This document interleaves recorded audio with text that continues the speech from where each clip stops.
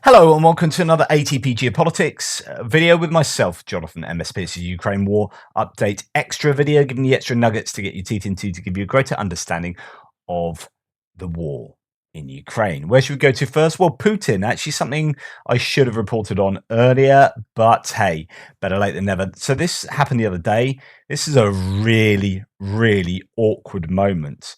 And he's actually been pretty much mocked across the board for this speech. So his speech was met with awkward silence. Wasn't it Jeb Bush that did this some years back, and he had to read out, applause, time for the applause now, and everyone, oh yeah, now's the time to applaud. Well, this kind of just happened. Take a look here.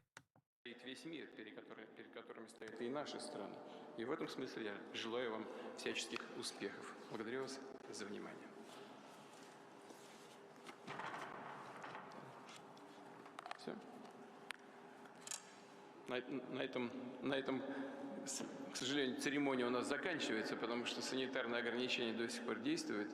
Нам не удастся с вами поговорить лично, но в ходе вашей работы, уверен, такая возможность еще неоднократно представится.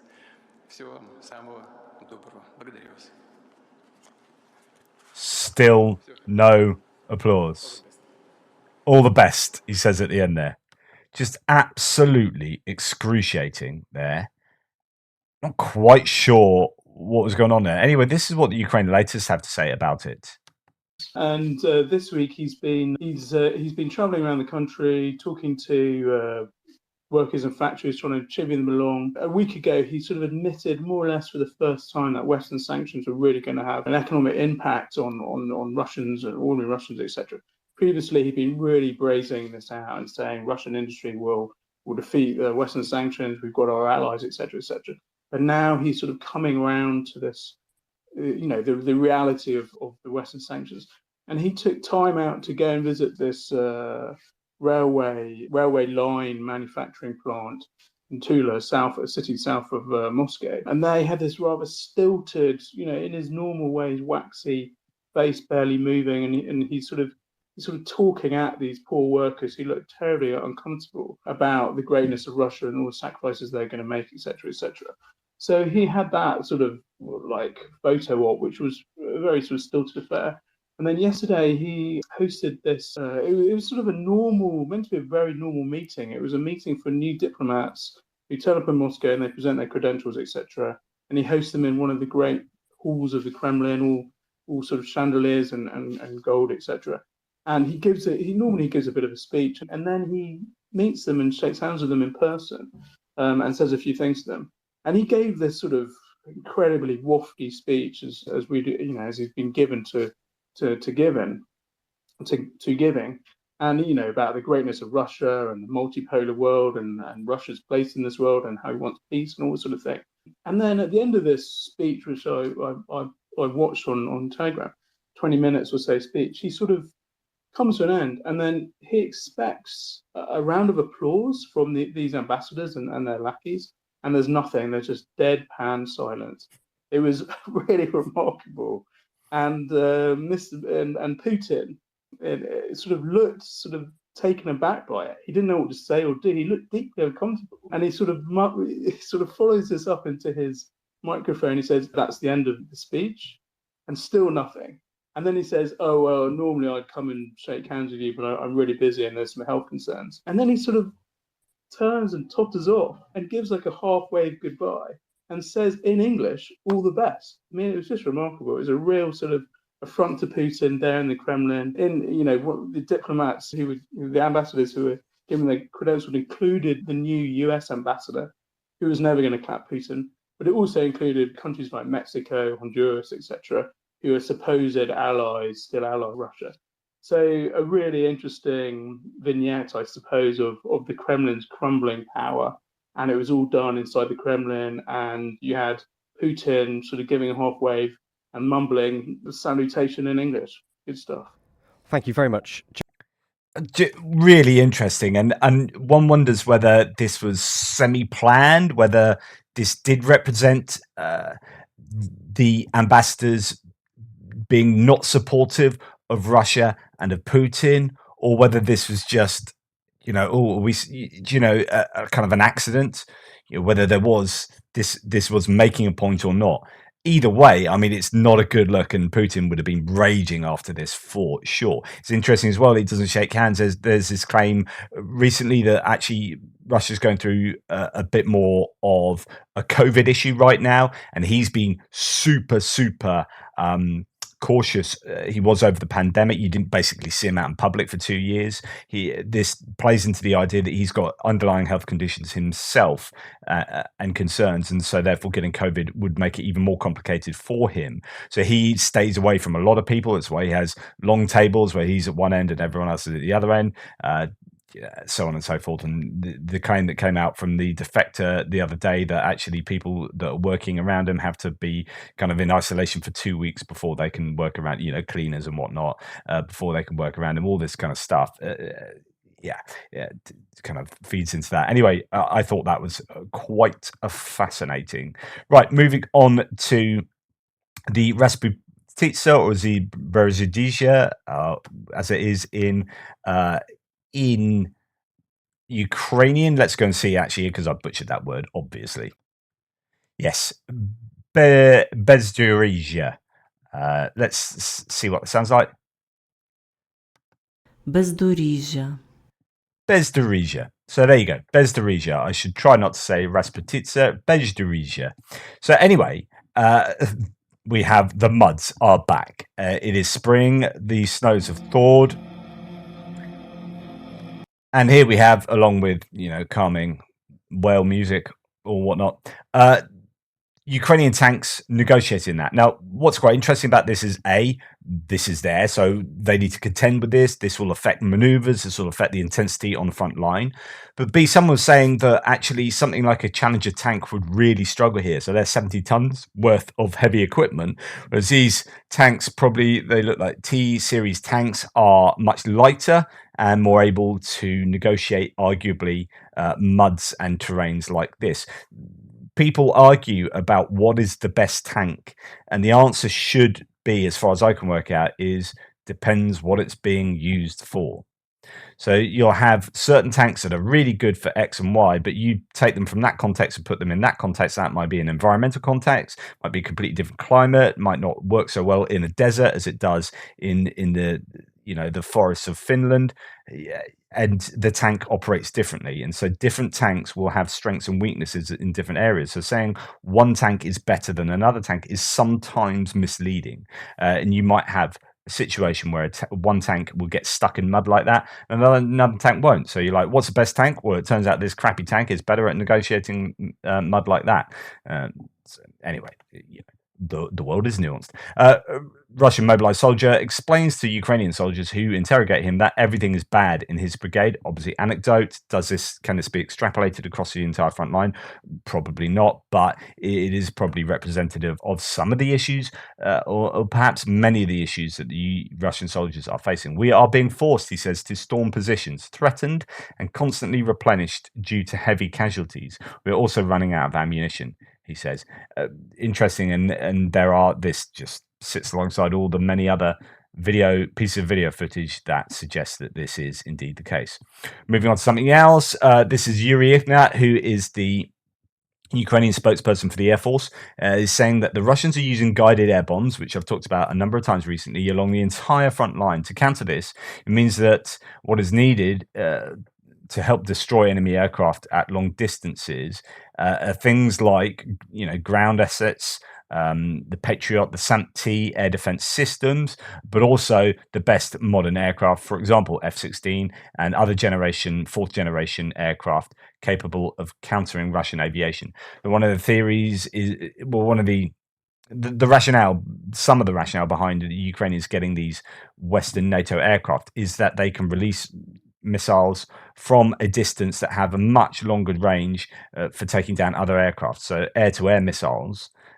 And that would be a much bigger threat to the Russian Air Force than the air defense systems that are sporadic, that have different ranges, that are over here or over there, not necessarily here. If you know that Russian forces are up there, then you can get your aircraft that have with NATO aircraft have longer range air-to-air missiles, get them out of the range of the Russian aircraft, and then hit those aircraft. So I am coming around to the idea. I am fully in the camp that if Ukraine want to be supported to the best of their abilities, they should have their pilots being trained right now. They should have been being trained like a year ago, we should be giving them everything we can in the air as well as on the ground. Yeah, I don't understand why it's like, well, okay, we'll give you this. Okay, we'll give you a bit more. Okay, yeah, we really are trying to help you, but we're just going to give you this. What about the stuff in the air? No, we're just going to give you this. Well, if you're really trying to help us, we need to be successful up there, over there, and behind the lines here. It's kind of everything. Don't just concentrate on one area, because this is a combined arms, scenario. That would be my opinion. Right, the role of religion I've talked about, and I'm not going to get all kind of like anti-religion or whatever. Probably know my thoughts. I'm a secular philosopher, but this has nothing to do with the truth of religion. But this is how religion can and is being used to affect the information space for persuasiveness, for rhetorical ends. Who knows whether these people actually believe this stuff? This is Zakhar Prilepin, who says, mercy will be more of a crime than murder. We can't say that Christ blessed the military service, but he didn't wholly condemn it either. It's like, well, yeah, I'm not sure that the Bible talks an awful lot about I don't know, aerial bombardments and the use of the cruise missiles to strike at residential buildings. But there you go. It's really interesting rhetoric that we are seeing so much more of within the Russian information space. You never would have dreamed of seeing this kind of rhetoric back in the Cold War era, up to the 90s. Here is another one. The Lord has commanded to forgive your enemies, but he would never command us to forgive the enemies of God. And that's the first of many loopholes for war crimes, says this commentator. Religion is often a Rorschach test, and the Russian death cult shows its face here. Yeah, it's just, it kind of like gives you permission to do anything. Well, God would never command us to forgive the enemies of God, right? They're the enemies of God, these Ukrainians, so therefore we can do whatever we want to them.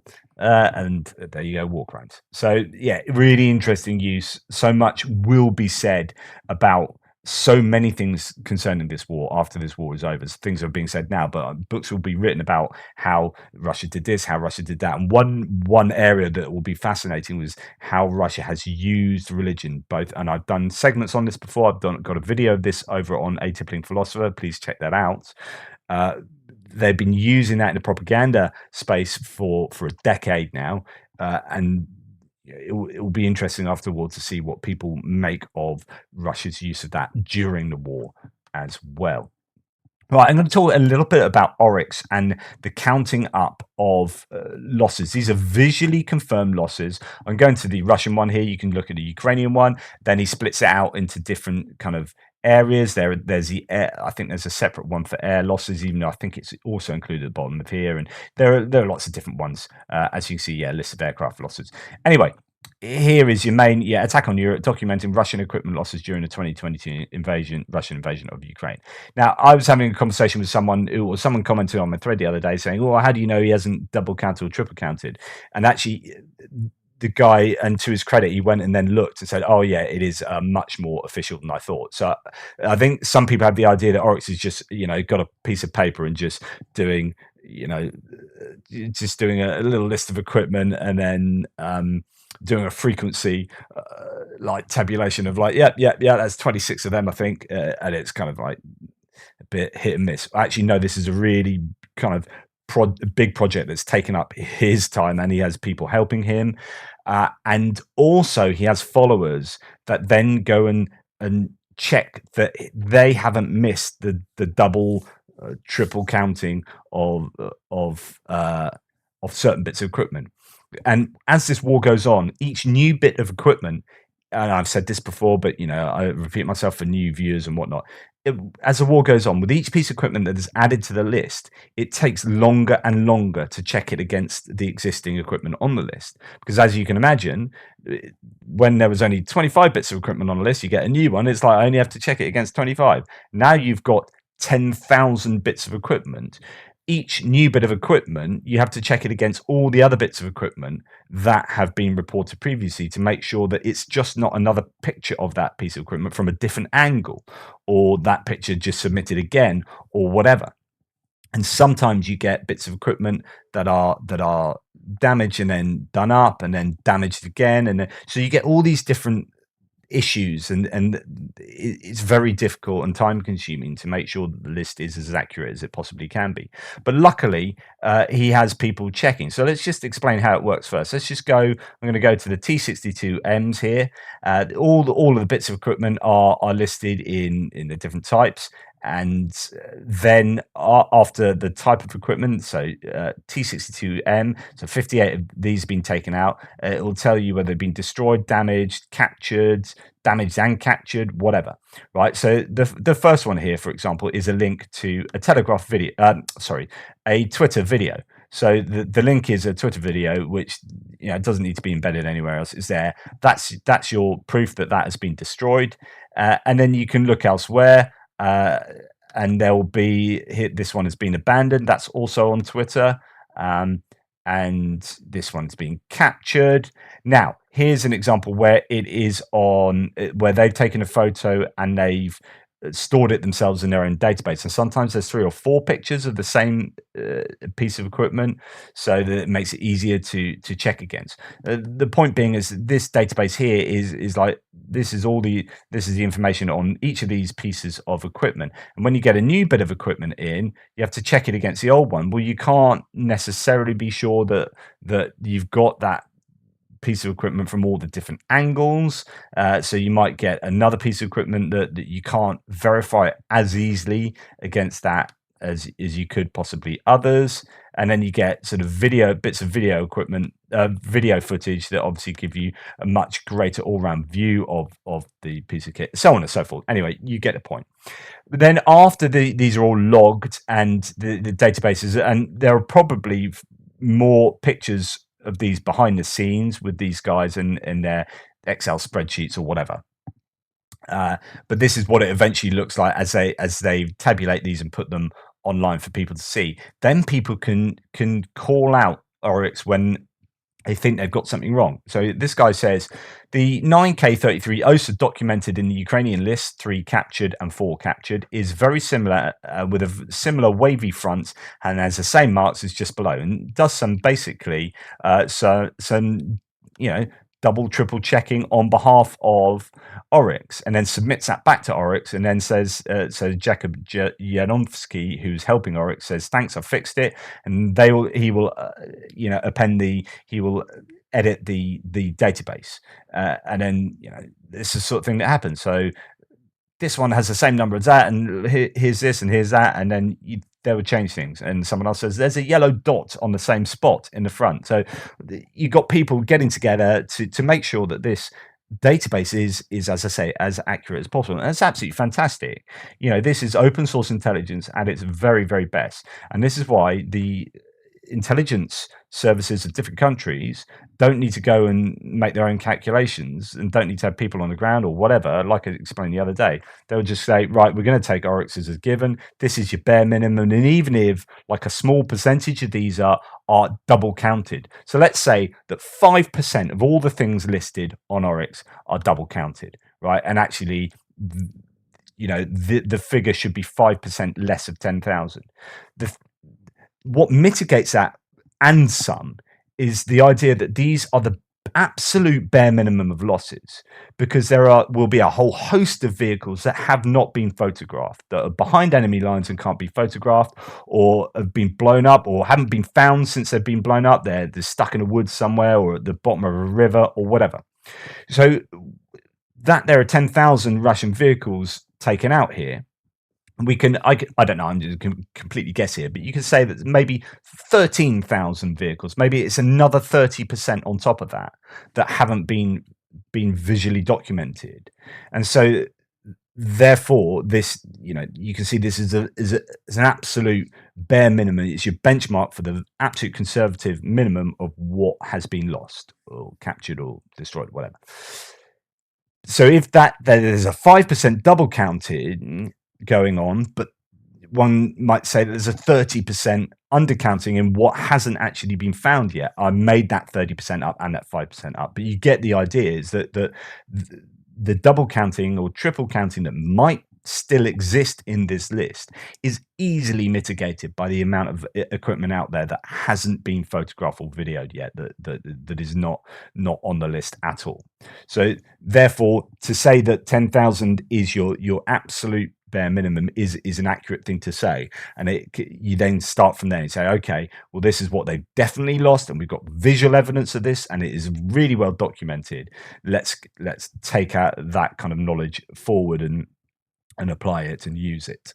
And just to kind of hammer home the level of attention to detail here, so if I go back to Oryx and you see all of the different types of vehicles, so T62M, T62M OBR 2022, T62MV, T64A, T64BV, T70, so on and so forth. All the different types of vehicle. And then someone here says, it appears that the Russian BTR 80, the number 32 on the destroyed list, as documented in his link, is actually a BTR 82A.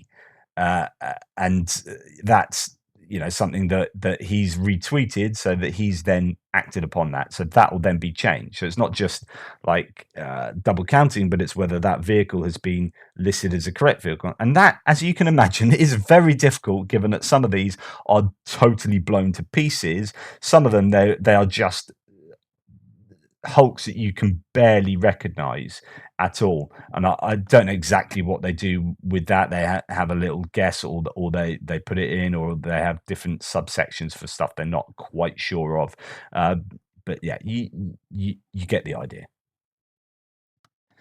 The last thing I want to dip into today is Finland joining NATO, and I did talk about this before, and I talked about Lord Danett, UK retired military man, who got himself into a bit of hot water by really underplaying Finland's joining of NATO. And actually, he seems to have been resoundingly attacked for that online and in information spaces by other experts. And here, indeed, former army man himself, talking about Finland on Ukraine, the latest podcast, sort of makes doesn't explicitly call him out, but he, as you'll see at the beginning of what he says, does make reference to that Sky interview. But I think this is a good synopsis of how valuable Finland are in terms of what they bring to NATO. Well, absolutely. So Finland joined NATO this week. It hugely lengthens NATO's border with Russia.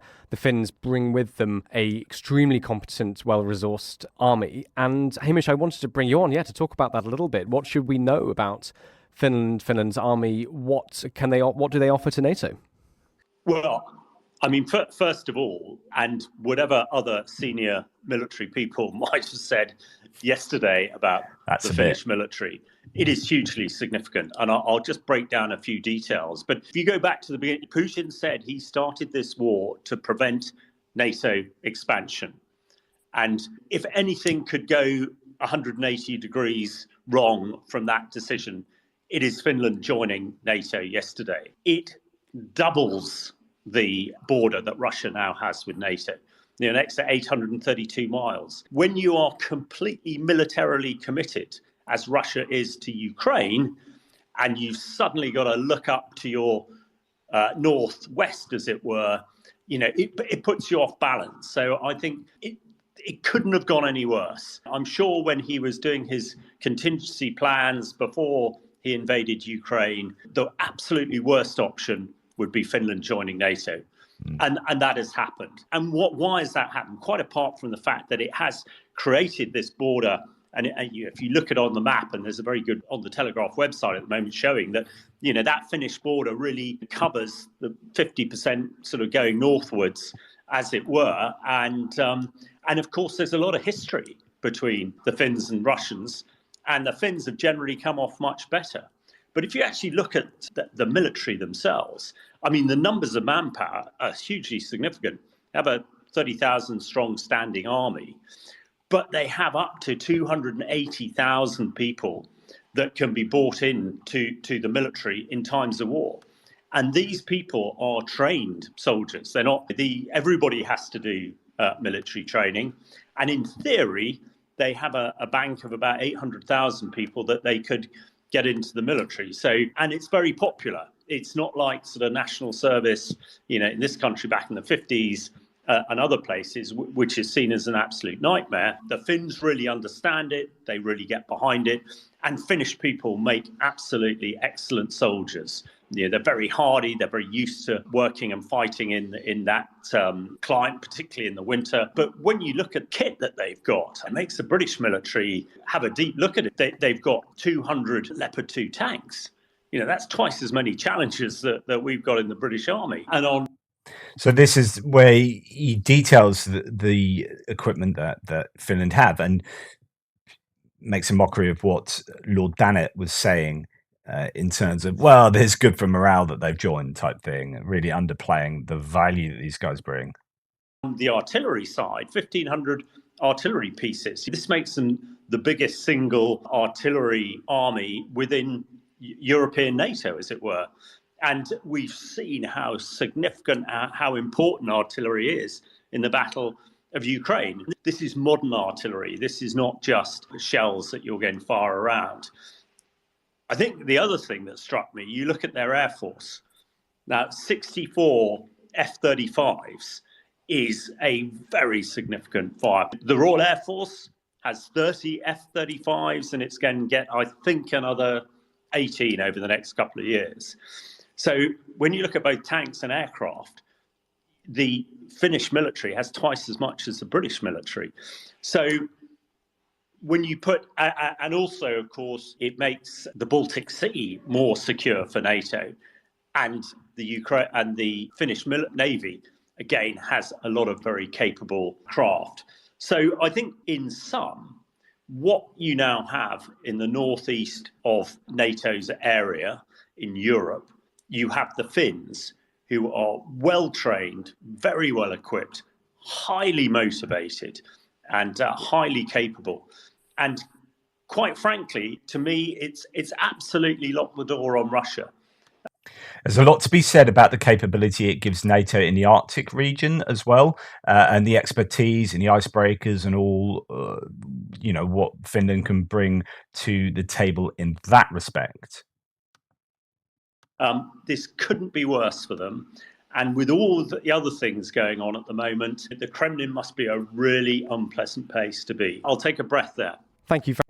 So I just think that's a nice little summary that he gives. And this is arguably the biggest piece of news. I mean, we've almost taken it for granted, right? As, oh, yeah, Finland to join NATO. Yeah, right, that's done. Right, let's look back at this. But actually, whoa, hang on. Let's just slow down a bit. This is huge. I mean, this is one of the main areas of consideration for Putin in terms of going to war in the first place, being afraid of NATO expansionism, not wanting Ukraine to be a part of NATO.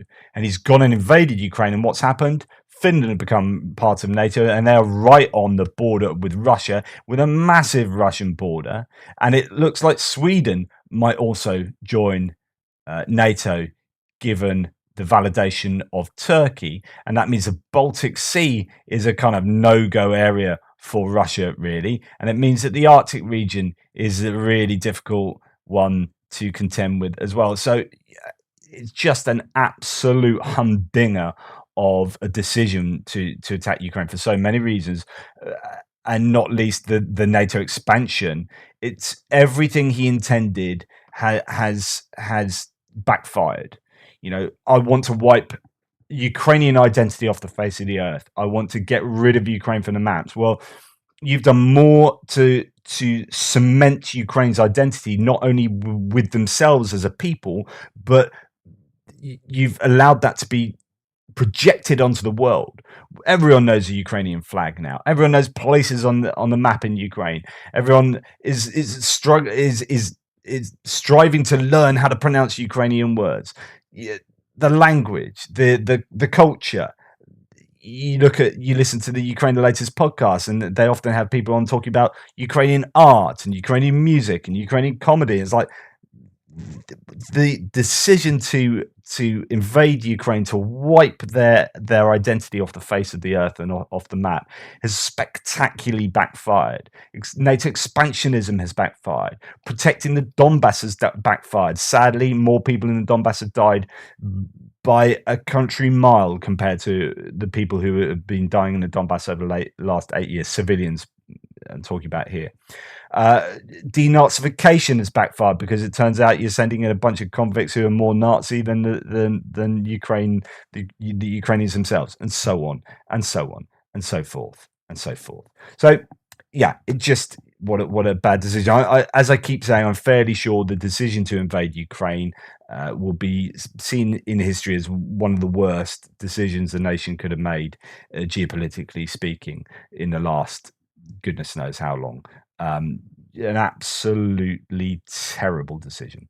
Anyway, that's the end of my bumbling through the geopolitical landscape concerning the war in Ukraine. Please like, subscribe and share. Thank you so much to all those who have supported and continue to support my endeavors. It really is truly appreciated, and I hope to see you again tomorrow.